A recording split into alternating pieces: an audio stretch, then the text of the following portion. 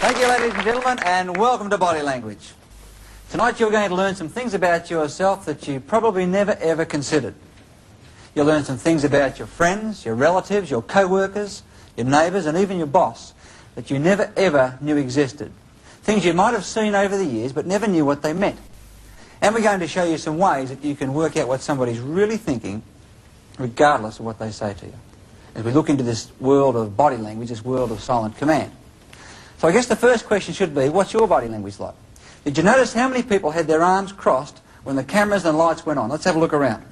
How many people have got their arms crossed right now? You know, when I first walked in and the lights went on, most people thought, what's going to happen? Is he going to ask me a question? Is he likely to get me up there for a demonstration? This is what we call a negative defensive gesture. Now, most body language is so ingrained that most people can't unlearn it. Let me show you what I mean. Can I ask everybody to cross your arms? Now, 7 out of 10 Australians cross left over right. Have a look at yours. Now, so ingrained is body language, you know it's practically impossible for you to unlearn that gesture. Try now to cross your arms around the other way. See how you go. Most people can't even uncross them the other way. Now, the problem with this gesture... Now, can you please uncross your arms? Oh, good. The problem with this gesture is that the research shows that if I'm speaking with you and I cross my arms, that my receptiveness to what you're saying goes down by up to 40%. And that most of the statements that I will make to you will be negative. So does that mean then, the girl at the bus stop at the introduction who had her arms crossed, does that mean she was negative? What do you think? No, she was cold because she was standing in a cold situation. One of the biggest mistakes that people make with body language is to try and take one gesture and try and put a meaning on it. Now, body language is like any language. There's words, sentences, phrases, and punctuation. You've got to take a series of words to get a full understanding as to what each individual word means. And with body language, it's the same. We've got to take what we call clusters of gestures, so that when you see them happen, they'll come in such a predictable sequence that you'll get a feeling that the person may not be telling you the truth.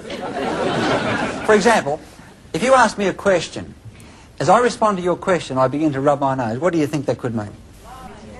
Well, it could mean I'm telling lies. Anything else? Itchy nose. What else? I could be stalling for time, yes. Anything else? No, I haven't got a cold. No. If I had a cold, it'd look like this under the wrist. What you said correctly is that one gesture can mean perhaps a dozen different things, just like one word can mean many different things. It could mean that I'm telling you a lie when it's put into a cluster. For example, if somebody's telling a lie, this is one of the gestures that they will use. Other gestures include, if I'm going to tell you a big lie, there's a good chance I'll rub my eye and look at the ground. For example, sounds like a great idea to me, John. You can certainly count on my support. Another gesture that I might use, if I'm telling you a lie and I suddenly think that you suspect that as you found me out, here's one of the gestures you'll see. For example, I posted that check on Thursday. So when it comes in a sequence, if you ask me how I felt about your presentation or what you're saying, and I said I think it's a great idea, I think you've done a terrific job and you've got a tremendous future, you may not believe me, is that right? Okay. The question that people ask a lot is, what is the origin of body language? Where does it come from? Well, it comes from a number of different sources. For example, we cross our arms because it's basic body protection. It protects our heart and lungs area. There are gestures such as this one here that we call the OK gesture. Now, this has its origin in an American presidential campaign in the 1820s. And OK was the initials of the candidate. And he started a trend that said you're OK with OK. Now, he didn't win, but that initial has stuck with us, and today in this country we use that for O. This gesture here means what to you? Yeah, that's OK, she's all right. It goes back to the days of the Roman gladiators. They'd be fighting in the ring. The winner would hold the sword over the head of the loser and look to the crowd for guidance. If the crowd did that, they meant hold the sword up, he's OK. And they spared him. Yet there's other gestures such as smiling, for example. Why do we smile? Now, smiling has its origin in fear. When two monkeys would meet, they would draw the lips back like that, each showing that the other was fearful of the other. Therefore, each was subordinate and non-threatening. Make sense? Now, modern man does the same thing. If I meet you, I will smile. So therefore, you'll interpret me as non-threatening and find me acceptable. What happens if I meet you and I don't smile? You're what? Suspicious? What about this gesture? Yes. That's a yes gesture. Is that used as yes throughout the world? No. No, it's not. Do you know what the origin of this is for yes? No, you don't.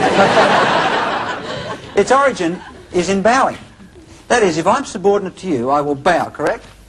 The more subordinate I am, the lower I will bow in relation to you.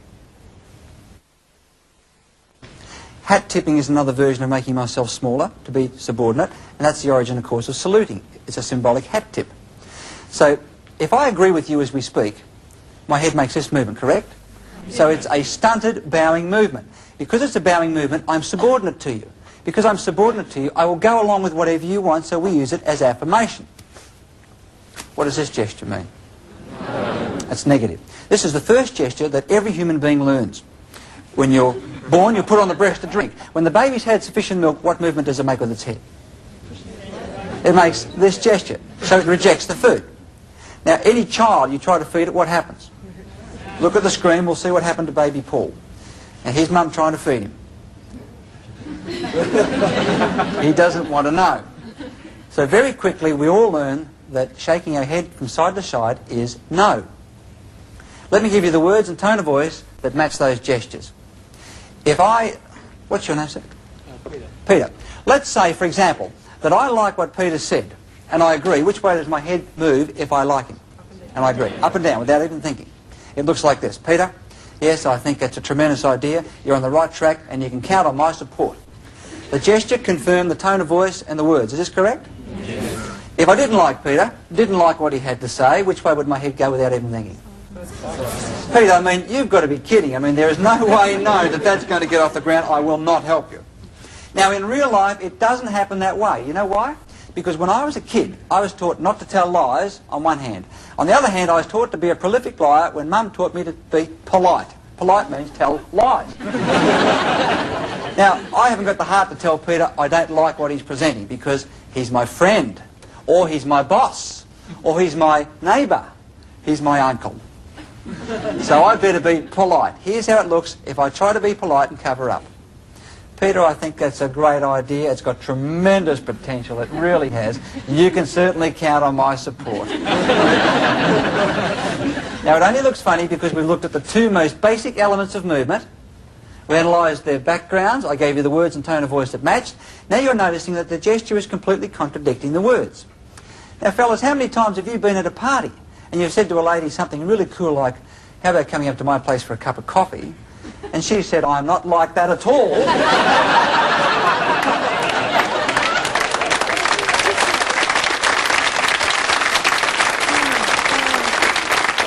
How many times have you missed that? Of course I'll respect you in the morning. Of course. Now, if height gives positiveness and lowering is subordinate, does it follow then that tall people must be more influential than short people? Well, who believes that tall people give greater power and more influence than short people? Hold your hand up. Who believes that tall people do not exert more influence than short people? All the short people. Okay. You don't believe that, sir? Can I have you at the front here, please? And come on out here. Come on. Okay, come on out here. What's your name? Bob. Please give Bob a big welcome, ladies and gentlemen.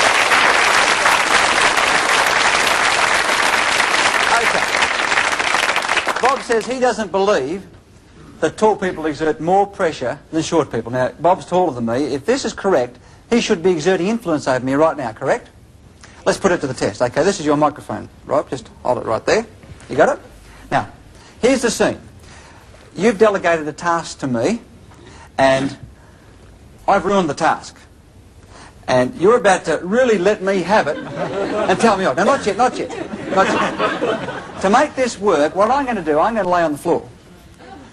Here I go. And just stay right there. Would you agree that in this position, I'm about as low as I can be in relation to Rob? Now, he's about as tall as he can be. Now, with a pointed finger, you tell me what a fool I am and tell me where to get off. Let me have it. You idiot! You buggered up that job. You think you know anything about body language? Let me have it. You're a real numbskull. Me then. Okay, right. Why don't you get up off the floor?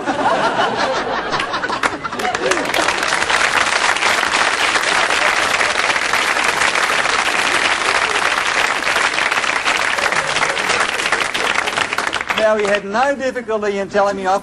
He had the maximum height advantage, and I was at the minimum. Now, would you agree that he could do that really easily then? Yeah. Okay. Would you mind laying on the floor? You're down there this time. Let's reverse the role and see how he does. Now, Bob is as low as he can be in relation to me, and I have the maximum height advantage. Now, what I want you to do now is to give me the same treatment. Let's see if you can do it. Go. You idiot? Who do you think you are? Come on, give it to me. You know everything about body language, don't you? Give him a big hand, ladies and gentlemen. Come on. Take that. Go and take the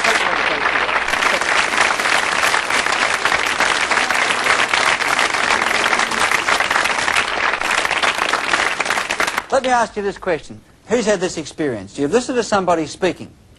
You've walked away and you've said to yourself, that sounded really convincing, but I got a gut feeling you can't believe a word of it. Who's had that feeling?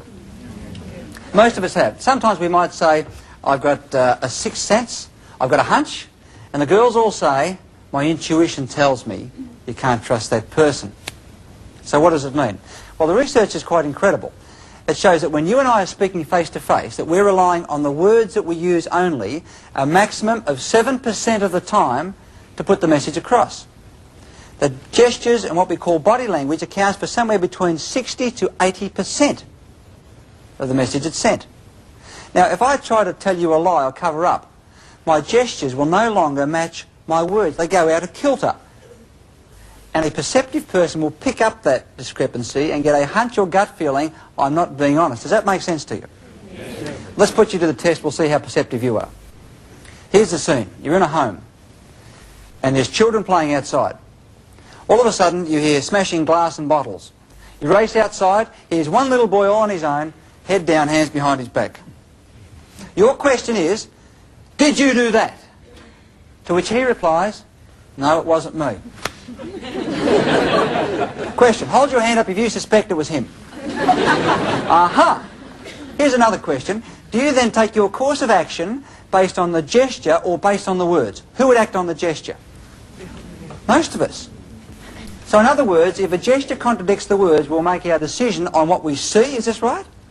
Now this is what perceptive, intuitive people are doing to us all the time, and we're doing it to them. When we're speaking to them, we're watching their gestures, listening to the sounds and words. The moment we see gestures and words that do not compute, we ignore the words and make our decision on what we call our gut level feeling.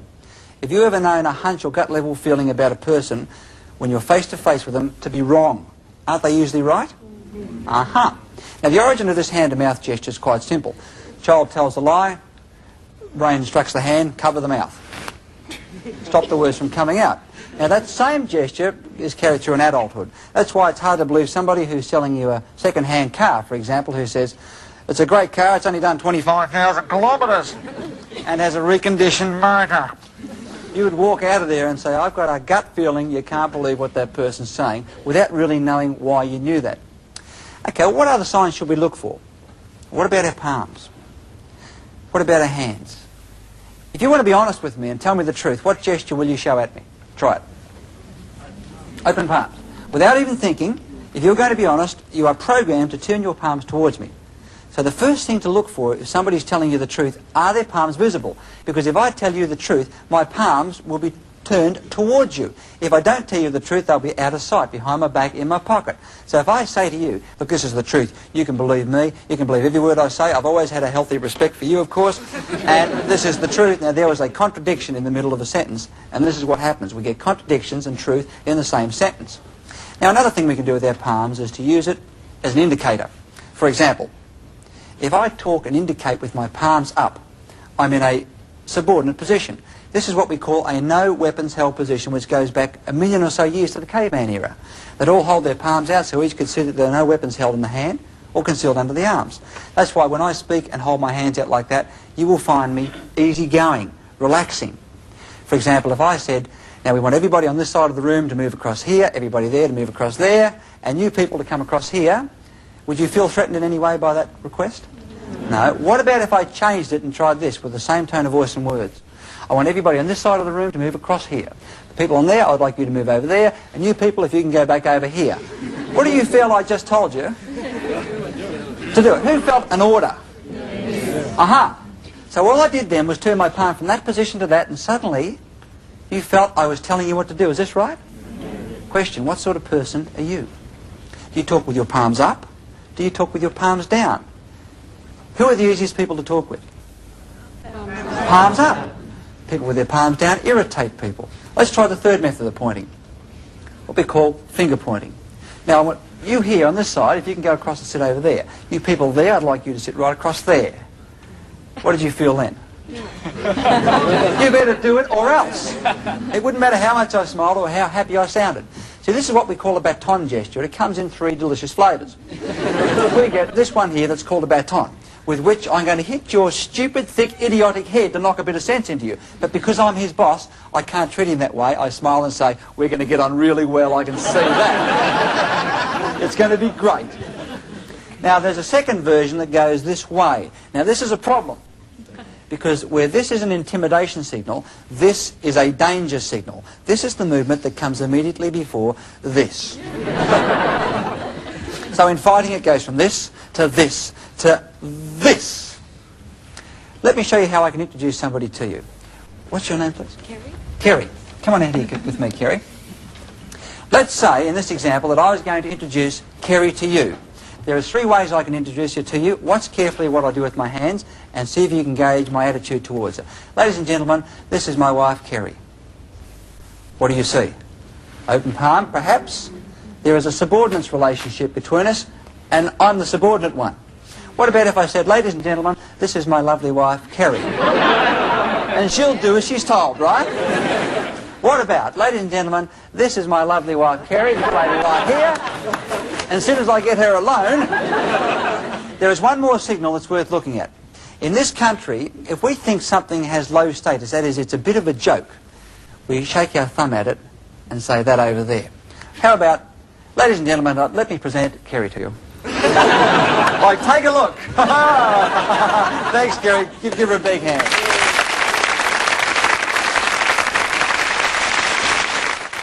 The other way we can use our hands is what's called a handshake. Now, when you shake hands with somebody for the very first time, you get one of 3 very distinct gut-level feelings. 1, you feel equal. Shake someone's hand, you feel, yeah, I like that person. Someone else, you shake them by the hand, and you think, ooh. Yes, well, I'll just stand over here. Someone else, you shake them by the hand, and you'll think, ha ha ha, you'll do as you're told.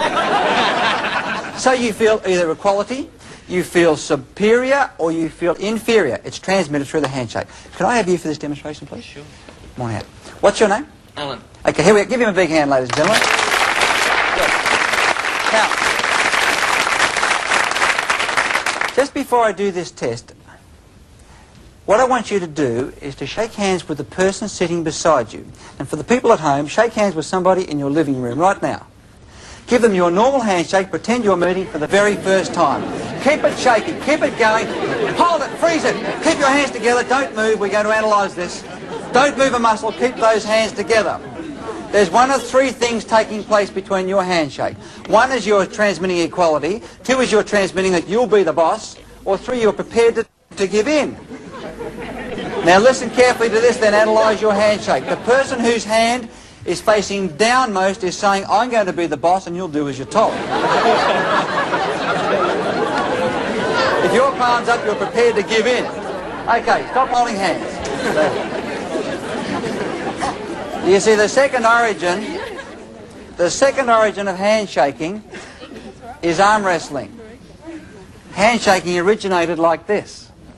The winner would have palm down, the loser would be palm up. Modern man has put it into a vertical position. You can stop holding hands now, girls. So now the hands lock together. As I try to turn his hand over, he resists. So what are we left with?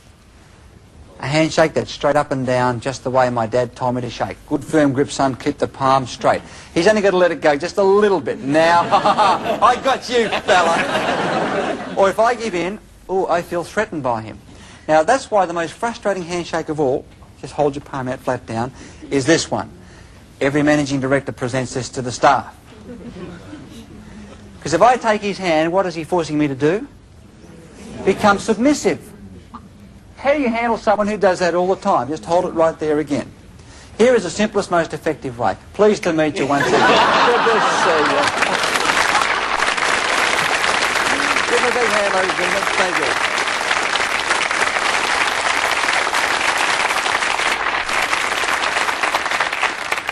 Who do you think are naturally the best people at reading body language? Women. Well, who thinks it's the women? Naturally the best. All the women, right? Who thinks the guys are naturally best at reading body language? Well, let's have a look at what the test with babies revealed. They got babies that were 6 weeks of age. When the baby was crying, the mothers were asked to look at the baby and determine what the baby wanted. The mothers could tell 5 entirely separate meanings behind the same cry. It was hungry, it was scared, it was in pain, wanted attention, and needed his nappy changed. Then they got the father to have a look at the same baby. What do you think he saw? A crying baby. In other words, the fathers couldn't tell the difference in the test conducted.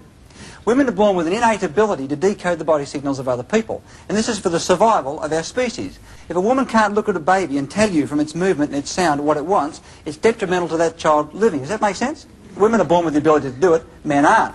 And for that reason, women make the world's best negotiators, salespeople, interviewers, interrogators, personnel people. They're not necessarily found in those roles as much, but they are the best at it. And for that reason, I say to every man here tonight, because women are so good at it, if you're going to tell a lie to a woman, particularly one who knows you, do it in writing or over the telephone. Because your chances of getting away with it face to face are reduced by 60 to 80%. That's how good girls are at it. Fellas, have you ever known a woman to say something like, my intuition says you can't believe that person, and for her to be wrong? They're never wrong, are they? Girls always get it right. Well, let's just put it to the test. Let's ask a couple of the girls here tonight if they've noticed any particular habits or gestures that their men friend have, their boss, boyfriend, or whatever, and we'll see if we can get a meaning behind it. Who's got a gesture? My husband sometimes rubs the back of his neck, like this. Like this? This is what we call a pain in the neck gesture. That is, if somebody gives you a pain in the neck, they're referring to that tingling feeling on the back of the neck that causes you to bring your hand up and satisfy it like this. Does he do it at any particular time? Yes, actually he does. When my mother comes around. Anybody else have a particular gesture that they might have noticed? Yes, at the back. My boss clasps his hands together and he puts them behind his head, and he sort of sits back in his seat when he's talking to me. It really is irritating. Does anybody have a boss who does this at them? This is what we call a superiority gesture. If you like, when I do it, I'm saying, maybe one day you'll be as smart as me if you're lucky. The bosses love to do it at the staff. Sales manager does it at the salesman. Men love to do it at women. Girls, when a man does it at you, is it intimidating? Aha, well, let's put this to the test. What happens if he annoys you like that? When he sits back and does it, you know the best thing to do? Copy it. Now, there's 2 of you doing it. First one who changes is the loser. So after a few minutes, he gets a feeling something's not quite right and changes to this. You wish him all the best as you leave. Anybody else have a fella who's got a habit? It's not a fella, but I have a tendency at times to twirl my hair. Fiddle with your hair like this? Yeah. Every person has isolated, repetitive, out-of-context gestures that show that we're under pressure. For example, cigarette smokers will smoke cigarettes. Somebody might continually scratch their neck, pull their earlobe. John Laws continually taps his nose and twiddles his ear when he's under pressure. Now, usually those gestures show that you're either bored or you're tense. Do you do it at any particular time? I was waiting at the dentist the other day and I did it. Okay, what would that signify?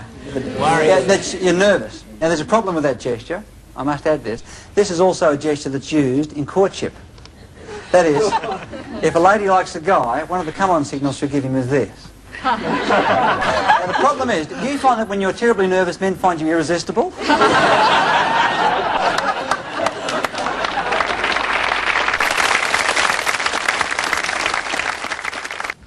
Here she comes. Beautiful piece of womanhood. He's had a hard day fishing. Watch his body change when he sees her. How many of you have done that? Is he going to... Oh. She's gone on her way. He's doing no good at anything that day. So the first thing that happens is a physiological change. Now, we said in the last segment that when somebody gets excited by another person, there's a certain part of their body grows to 4 times its normal size. Do you know which part that is? Eyes, pupil. Let's put it to the test. I'd like you now to take a look at this. Here we have a right-hand picture, here we have a left hand. Which do you find the most stimulating and exciting? Put your hand up if you find the right hand the most stimulating. Most of us. Do you know that most people can in fact decode the signal that's in that particular picture? What we've done is enlarge the right-hand pupils of Kerry-Ann to 4 times the pupil size of the left. When somebody is excited by you, their pupils will actually expand. If they're negative, they're unhappy, the pupils will constrict and become smaller. And you know, most of us can decode these pupil signals and we reflect it in our speech. We say things like, it sounded convincing, but you wouldn't trust him. Did you see his beady little eyes? How many of us have used that expression? Never realised what we were actually seeing. What about cigarette smoking? You know, if I feel positive, and we'll say positive means I like you, I like what you're saying, I like being here, I feel positive about what you're presenting. Which way would you expect me to exhale the smoke, assuming that I'm far enough away from you that it wouldn't make any difference? Up? Anybody think I blow it down? Who thinks I blow the smoke down if I feel positive? Nobody. Did you realise you always knew it wouldn't go down? Who thinks I'd blow it? Who thinks I'd blow it up? Who thinks I'd blow it straight out? We've got a few non-smokers here. Let's put it to the test. I'll give you a sentence, then I'll give you the puff, you be the judge. Bob, I think what you've had to say has been excellent. When the committee meeting comes up on Tuesday, I'm going to be recommending your solutions because I think you know what you're talking about. You can count on me, friend. I don't agree with you. Had he better rely on me? No. He better not. What's your name? Bob. Bob. Okay, Bob. 2 Bobs. Bob, I think what you've had to say is certainly the right solution for us, and when I go to the board meeting on Tuesday, I'm going to be pushing for you because I think you know what you're talking about. You can count on me. Had he better count on me? He better not. Okay. What's your name, please? Cheryl. Cheryl. Cheryl, I've really enjoyed meeting you here at the party tonight. It's been really great. And I just wondered if you'd like to come back to my place and see my etchings.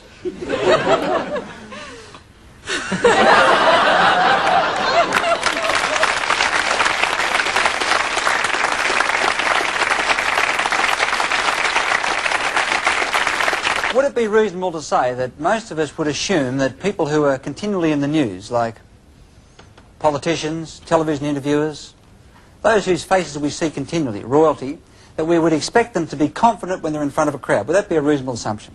Yes. Okay, well, let's just have a look at a few and see what their body language shows us. How confident are they? How does their body language give them away? One of the world's best interviewers is a man by the name of Michael Parkinson. Now, Michael Parkinson is renowned for 2 things. What's the most obvious gesture that Michael Parkinson uses? Grabs his ear. When Michael Parkinson has heard enough from the interviewee and he wants to terminate and ask the next question, Michael Parkinson would like to do this. But that's not very nice. It comes out like this. He then looks away at the next question, interrupts with the next question. So it is, I've heard enough. Another one of Michael Parkinson's well-known ones is this one here, where he clenches his fists together. It's a frustration signal showing he's holding back his emotions. He'd like to say how he really feels, but can't. Let's have a look at a clip of some of Michael Parkinson's other well-known gestures. Here we see him in his typical sitting back, soliciting information. He wants the interviewee to talk, covering his mouth so he doesn't speak. Here he's leaning forward, rubbing his hands together, eager and excited, either about what Jill Rand's saying or possibly her legs. I can't be too sure about that. But he's keen. In this next scene, Darren Hinch has got him on the ropes. He's defensive, arms crossed, he doesn't want to know. Look at the angle of their bodies leaning away from each other.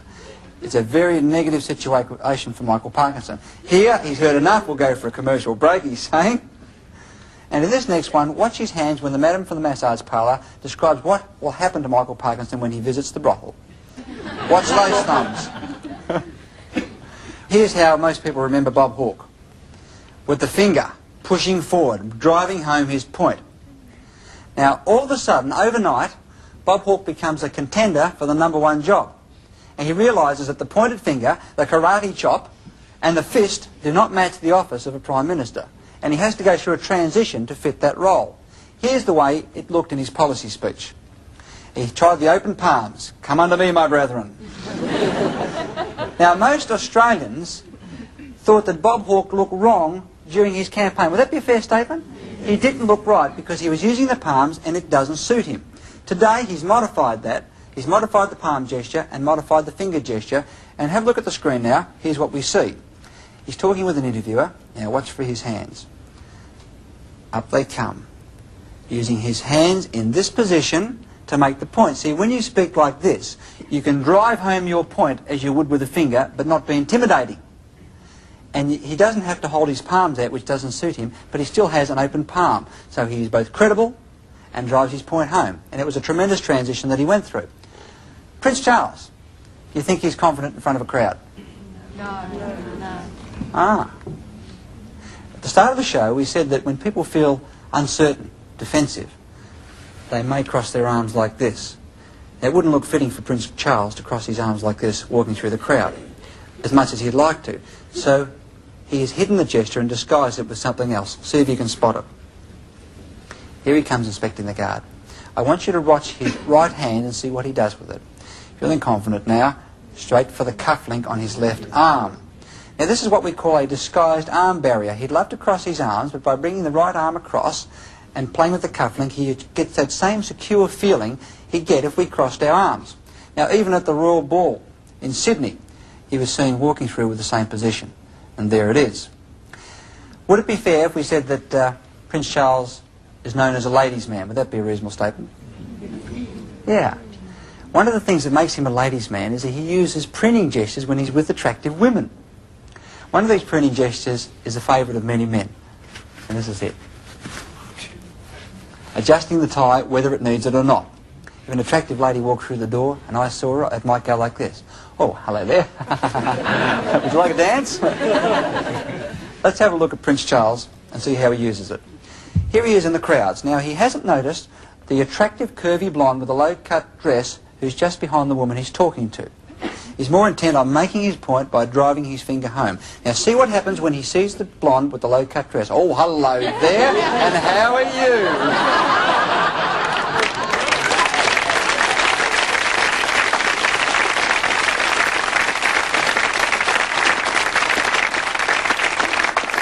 Now, all of us act predictably when our territory is invaded by other people. Our territory can include our home, our motor car, our office. And within our territories, there are sub-territories. For example, in your own home, everybody has his or her chair. And nobody else had better dare sit in it, right? Let's see what happens when we sit at a table. And can I use you? What's your name? Steve. Steve, come on up, Steve. Give me a big hand. Come over. Sit down there, Steve. Here we have a scene that's at a restaurant. It could be at an office. We have a square desk. Now, here's the problem with a square desk. First of all, whenever there are sides on a table, this occurs with a square and rectangular desk, people take sides, which means we take barriers. By me sitting at this desk in this position, I have put myself in a crossed arms position in relation to Steve, and our conversation will generally be negative.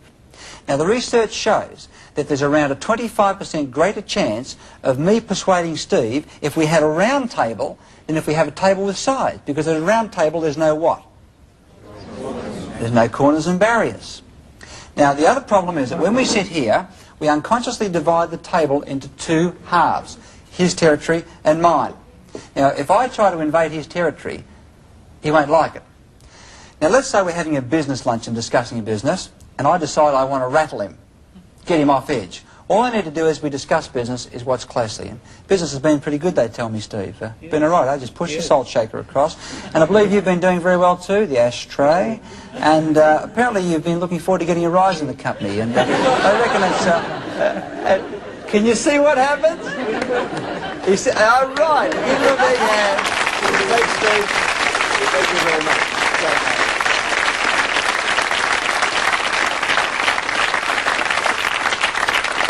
He sits back and crosses his arms. A round table is the way to get people on side and to see your point of view. Now, personal space also extends to a certain amount of air around our bodies that we take and claim as our own. Now, in the case of somebody from a capital city, it differs from somebody from the country. Can I ask you to come up, please? What's your name? Jane. Give her a big hand, ladies and gentlemen. Jane.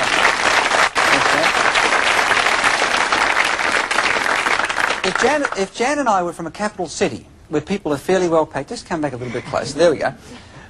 If we were from a capital city, our personal spatial need is around about 18 inches. That is, my territory is 18 inches and so is Jan's, and we will fight to protect each other's territory. What distance apart do you think we would stand when we talk socially? 3 feet. Now, if we come from the country, a rural area where people are used to more space, we have a bigger spatial need. What could it be? It could be 2 feet each, so when we stand apart and talk, we stand at 4 feet. Country people stand further away than city people. Here's the problem. Let's say Jan is from the country.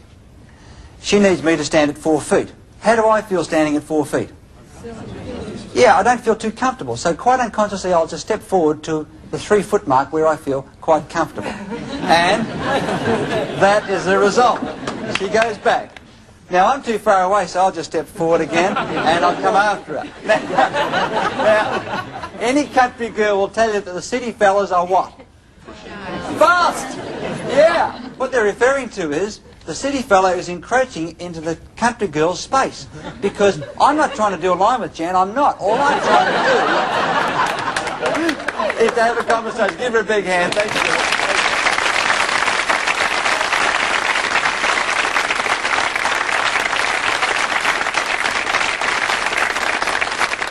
Let's have a look at something that most people identify with. Being booked by the police. How many people here have been pulled up for speeding and booked by the police? A few people rubbing the back of their neck, they're not too sure. Let's have a look at the territorial roles of each person that's being booked. Now, in this case, what's your name, sir? Ken. Come on up, Ken. Ken, I'd like you to sit up the back here. You're going to be the police officer. And here's my car. In fact, we're going to make this official. Here we have Officer Ken. And he's in the car behind me. Now, I've been speeding, there's no doubt about it. And he's pulled me over to the side of the road. Here's the normal role. Officer, come out of your car, come across. He gets out of his car and walks across to me. I wind my window down, correct? And say, Officer, was I speeding? Will he slap a ticket on me? Yes. Let's have a look at what happened from a territorial point of view. He was nice and... Come back here, don't run away. He was nice and secure in his territory. By me remaining in the car, I have forced him to do what? Come from his territory into a hostile territory. I'm now down here behind a large barrier making excuses. Here's what to do next time the police book you up. Okay, officer, get back in the car. Now, suddenly the sirens are lights, he pulls me up. The first thing is, get out of the car. And go briskly, not too fast, briskly back to him so he's not forced to come from his territory to yours. Number one. Number two is, get lower. Hopefully he's not out of the car so I can go down.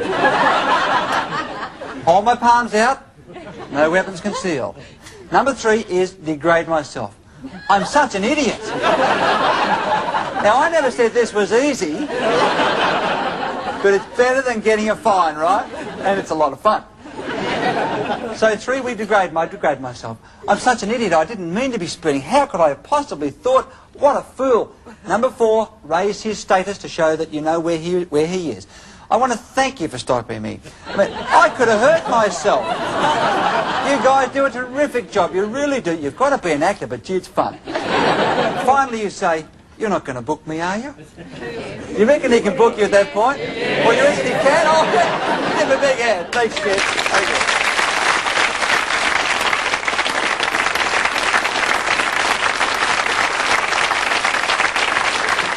Okay. One of the places where people step into your personal space and you can't do anything about it is an elevator. Now it also happens in planes, trains and crowded buses. The problem with being in an elevator is strangers are within your space and you can't do anything about it. Now there's a set of rules that we must go through when somebody gets into our space. We're in an elevator, okay? First thing is go totally blank.